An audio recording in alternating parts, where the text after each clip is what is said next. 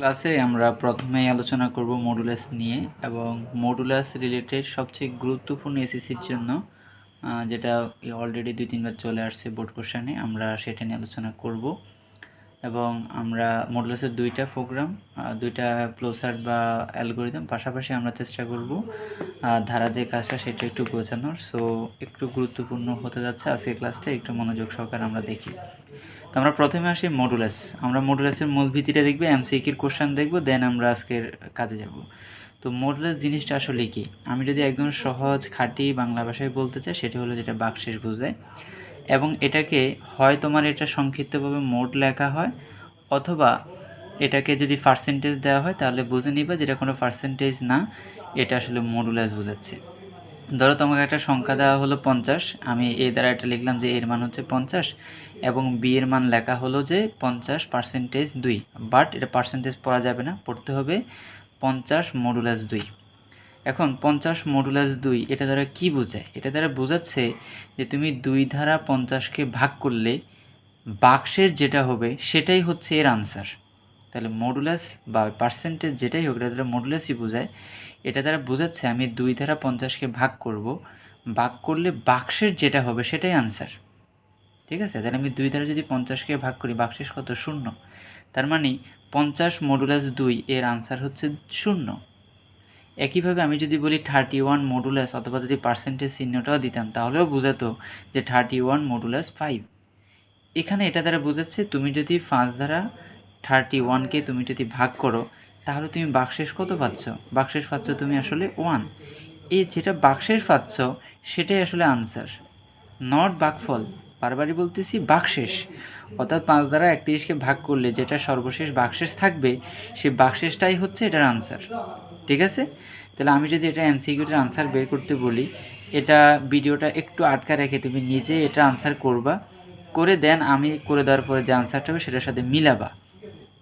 যেমন এখানে 3² মানে 9, আর 31কে আমি যদি 4 দ্বারা যদি মোড করি মানে মডুলাস করি, মানে 4 দ্বারা 31কে ভাগ করলে যেটা বাক্সেস হবে সেটা, তাহলে 4 দ্বারা আমি যদি 31কে ভাগ করি সেক্ষেত্রে আমি কত পাচ্ছি?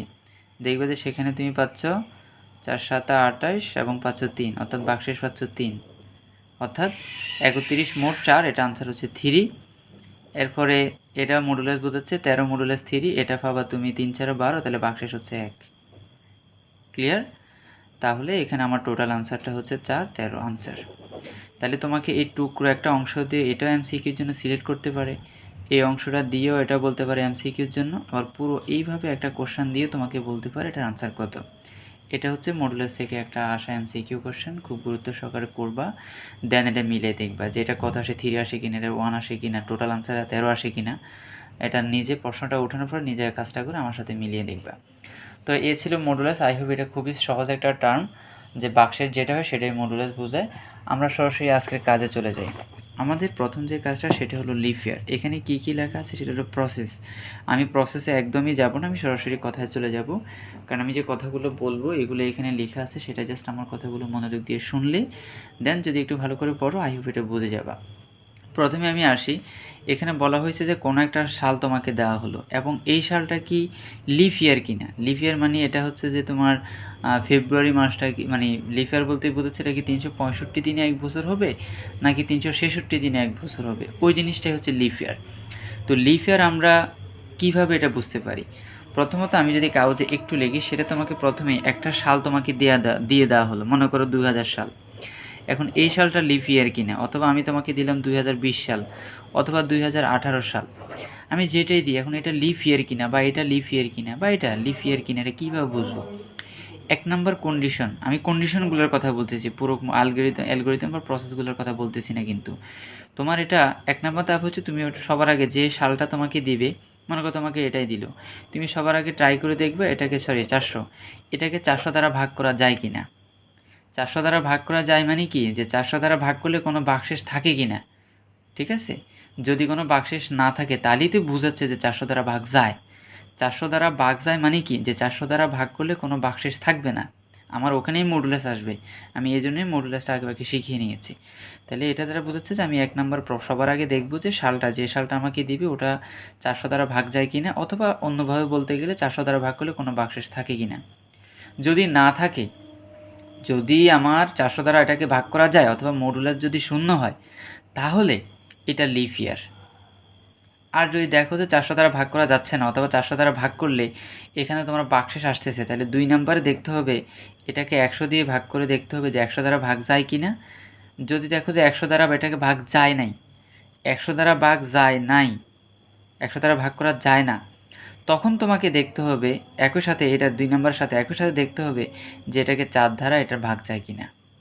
তাহলে 1 নম্বরে শুধু 400, আর 400 দ্বারা যদি ভাগ না যায় তখন তোমাকে দেখতে হবে যে এটা 100 দ্বারা ভাগ যায় কি না এবং 4 দ্বারা ভাগ যায় কি না। আমি সরাসরি যদি সরাসরি উদাহরণ দিই তাহলে তুমি বুঝে যাবা। যেমন এটা প্রথমে যে 2000 সাল ছিল, এটাকে তুমি যদি 400 দিয়ে ভাগ দাও তাহলে দেখবে যে এটা সরাসরি ভাগ চলে গেছে। এটাকে সরাসরি ভাগ দেওয়া যায়, মানে ভাগশেষ হচ্ছে 0। তার মানে 2000 সাল হচ্ছে লিফ ইয়ার। প্রোগ্রাম ক্লোজার পরে বোঝো, আগে লিফ ইয়ার কিনা সেটা বোঝো। দেন আমি আরেকটা সাল লিখতেছি 2020। তুমি যদি এটাকে 400 দ্বারা ভাগ দাও দেখবে যে ভাগ করা যাচ্ছে না, এটাকে ভাগ করা যায় না, বাক্সের 20 থাকে যায়। তার মানে মডুলাস আসতেছে, মডুলাস 0 নয়, মডুলাস 20।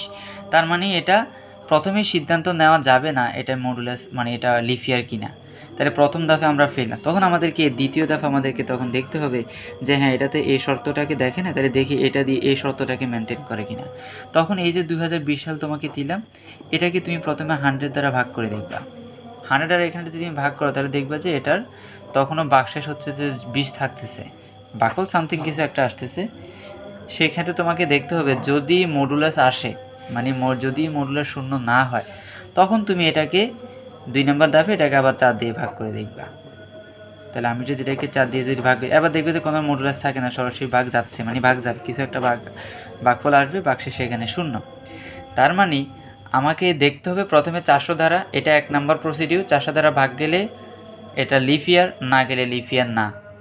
যদি লিফ ইয়ার না হয়, 400 দ্বারা যদি ভাগ না যায়, লিফ ইয়ার যদি না হয়, তখন তোমাকে এইটা দেখতে হবে যে 100 দ্বারা যদি ভাগ না যায় তাহলে 4 দ্বারা ভাগ দেখতে হবে। আবার মনে করে 100 দ্বারা ভাগ গেছে, তাহলে এটা দিয়ে দেখে আর লাভ নাই। মানে দ্বিতীয় নাম্বার কন্ডিশনে এই দুইটাকেই ফিল আপ করতে হবে। 100 দিয়ে ভাগ যাওয়া যাবে না, 4 দিয়ে ভাগ গেলে পরে তারপরে লিফ ইয়ার বলা যাবে। তাহলে আমি কিন্তু ক্লোজার বলতেছি না, লিফ ইয়ার হবে কি না এটা দুইটা কন্ডিশন বোঝাচ্ছি। প্রথম কন্ডিশন 400 দ্বারা ভাগ গেলে লিফ ইয়ার, না হলে তখন এটা দিয়ে দেখতে হবে যে 100 দিয়ে ভাগ যায় কি না। 100 দিয়ে ভাগ যাওয়া যাবে না, প্লাস 4 দিয়ে ভাগ যদি যায় তাহলে লিফ ইয়ার। তাহলে লিফ ইয়ার দুইটা কন্ডিশন, একটা 400-র জন্য, একটা হচ্ছে 400 দিয়ে না হলে পরে আমি 100 দিয়ে ভাগ করা, 100 দিয়ে ভাগ করলে বাকশেষ থাকতে হবে, অথবা 100 দ্বারা ভাগ করা যাবে না এবং একই সাথে 4 দিয়ে ভাগ করা যাবে। তাহলে তোমাকে বুঝতে হবে যে হ্যাঁ তাহলে এটা লিফ ইয়ার।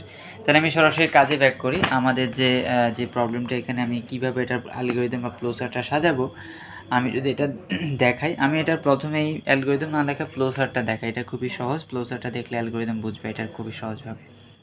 এটা স্টার্ট করলাম, আমার একটা সাল দরকার, একটা বছর লিফ ইয়ার কিনা এটা জানার জন্য আমার তো ওই সালটা জানতে হবে, তাই না? যেটা 2020 সাল, 2018 সাল নাকি 2000 সাল, তাই না?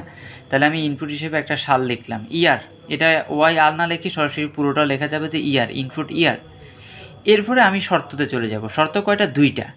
1 নম্বর শর্ত হচ্ছে যে ইয়ার তোমাকে দিল, পুরোটাও লিখতে পারো, ওই ইয়ারকে 400 দ্বারা ভাগ করা যায় কিনা। এখানে আমি লিখলাম ইয়ার মডুলাস 400, ইয়ার মডুলাস 400 শূন্য, অর্থাৎ 400 দ্বারা যে সালটা তোমাকে দিল, মনে করো ইয়ার তোমাকে দিল 2000 বা 2020 সাল দিল, মানে ইয়ারের মান হচ্ছে 2020 সাল। ওই 2020 অর্থাৎ 400 দ্বারা এটাকে কি ভাগ করা, 400 দ্বারা এটাকে ভাগ করলে কি কোনো বাকশেষ থাকে বা বাকশেষ কি শূন্য হয়? এটা হচ্ছে প্রশ্ন। মানে এটা হচ্ছে মডুলাস, 400 দ্বারা ওটাকে ভাগ করলে বাকশেষ কি শূন্য? যদি হয় ইয়েস, তাহলে এটা মানে এটা হচ্ছে লিফ ইয়ার, মানে আউটপুট পেয়ে গেছো। আর যদি 400 দ্বারা ভাগ করলে যদি বাকশেষ শূন্য না হয়, নো। 400 ইয়ার মডুলাস 400 দ্বারা কী বোঝায়? যে 400 দ্বারা ওই সালটাকে ভাগ করলে বাকশেষ শূন্য, হ্যাঁ শর্তটা মানছে, তাহলে লিফ ইয়ার। শর্ত মানে নাই, তাহলে তখন তোমাকে এই শর্তে আসতে হবে, যেটা আমি এতক্ষণ বলতেছিলাম যে প্রথমে তোমাকে দেখতে হবে। আর তার আগে একটা চিহ্নের কথা বলি, সমান চিহ্নের আগে যদি এ চিহ্ন থাকে তাহলে এটা দ্বারা বোঝায় নট, মানে না। এটা দ্বারা কি বোঝায়? সমান নয়। বাংলা যদি বলি কি নয়? সমান নয়। তাহলে এখানে আমি এ শর্ত তো বুঝতে পারছো, এ শর্ত ইয়েস হলে লিফ ইয়ার, ইয়েস না হলে তখন এই শর্তে আসবা।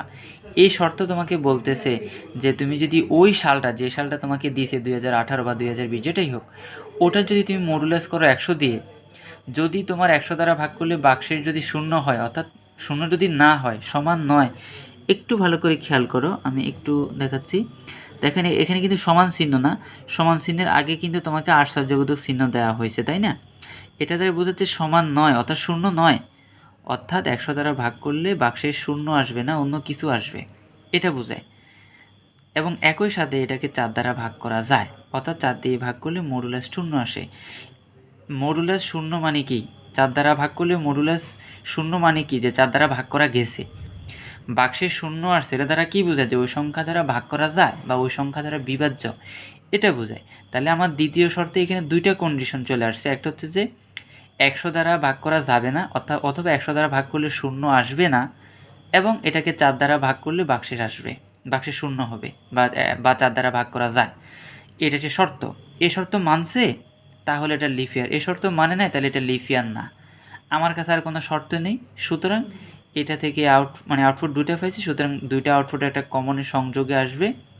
এসে তুমি এটা এই প্রোগ্রামটাকে বা এই যে ফ্লোচার্ট বা ফ্লো ডায়াগ্রাম সেটাকে তুমি ক্লোজ করবা, স্টপ। আই হোপ এটা বুঝতে পারছো, খুবই সিম্পলি ছিল। আর এখানে আউটপুটের যে চিহ্নগুলো, আউটপুটের চিত্রগুলো যে সামান্তরিক হয়, আবার আমার যে শর্তগুলো যে চিহ্ন হয়, আশা করি এগুলো বুঝতে পারছি। এগুলো এখন পর্যন্ত এটা সমস্যার কথা না, আমি আশা করি এটা বুঝছো। যদি না বোঝো একই সাথে ভিডিওটাকে আবার ব্যাকে নিয়ে আবার দেখবা, কারণ কথাগুলো আমি বারবারই বলছি।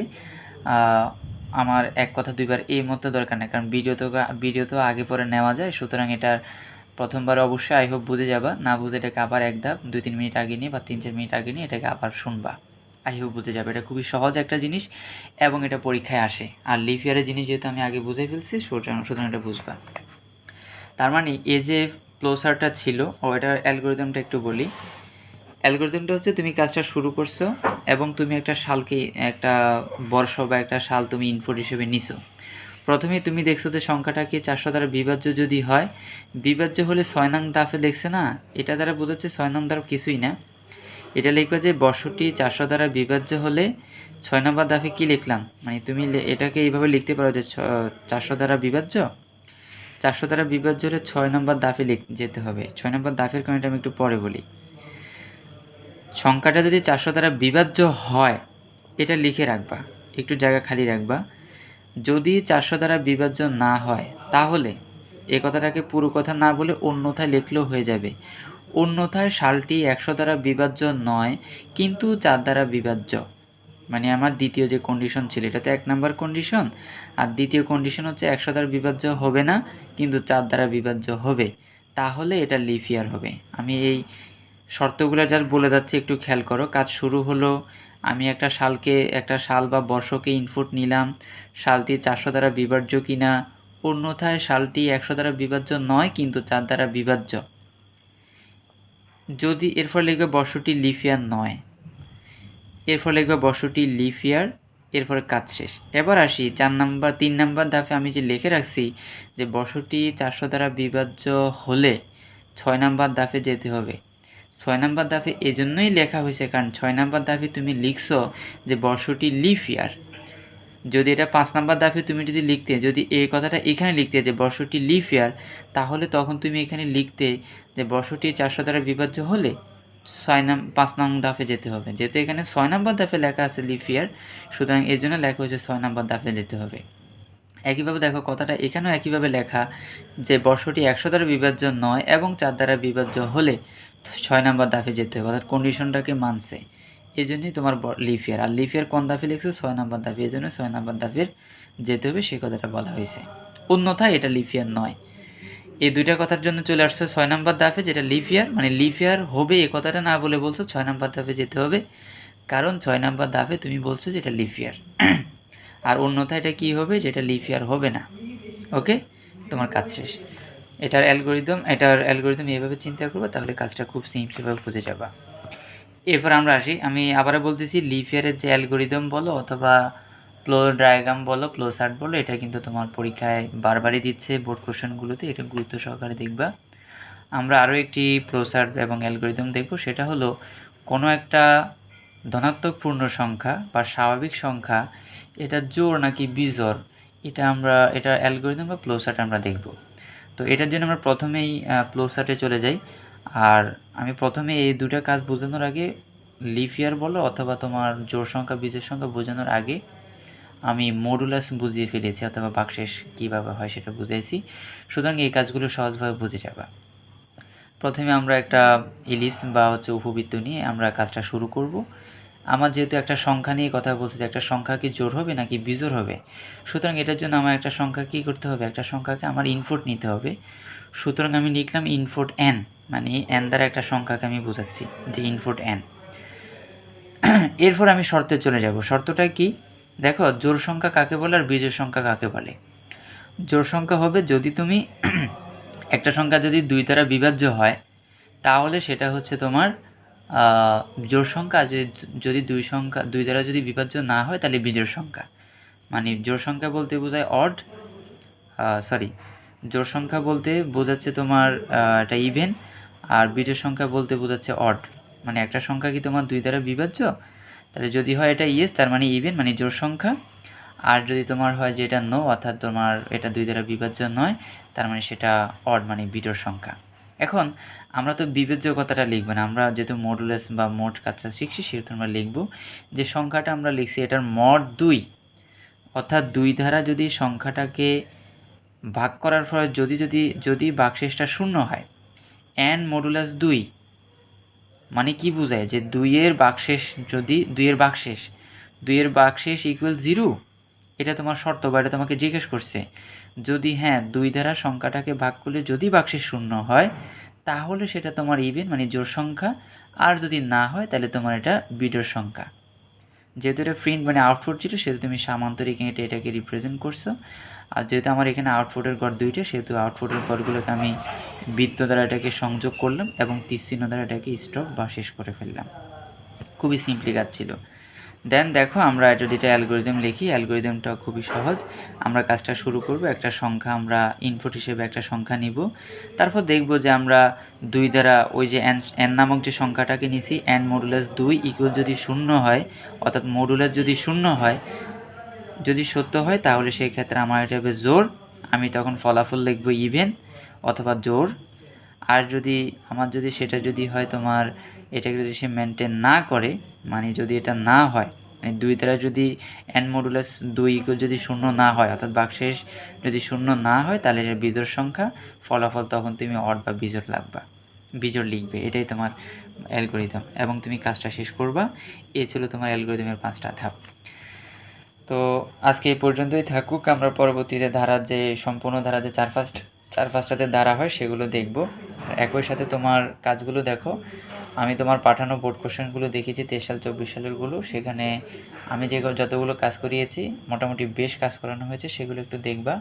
এবং তোমার বোর্ড কোশ্চেন ঘুরে ফিরে ওগুলোই দিচ্ছে, বাট তুমি একটু দেখে তোমার যদি কোনোটা প্রবলেম থাকে সেটা আমাকে একটু পাঠাবা, আমি সেটা সহ নেক্সট একটা ক্লাস সেট করব। আর যদি কোনো প্রবলেম না থাকে তাহলে সেক্ষেত্রে আমি সি প্রোগ্রামিংয়ের একদম বেসিক স্ট্রাকচার থেকে শুরু করে দিব। তো আজকে এই পর্যন্তই থাকুক। দুইটা ফ্লোচার্ট বা তোমার অ্যালগরিদমে এটা কাজ করে পাঠাবে, এবং একই সাথে আমি যে মডুলাসের কাজ করিয়েছি MCQ দেখিয়েছি সেই কাজগুলো একটু করবে। আর সাথে সাথে চেষ্টা করবে যে ধারা কাছে নিজে একটু বোঝো কি না, তোমার বইতেও থাকবে এবং একই সাথে এখানেও আছে, এগুলো একটু দেখবে। সমস্যা হলে অবশ্যই বলবে, আর সমস্যা না হলে সেটাও বলবে।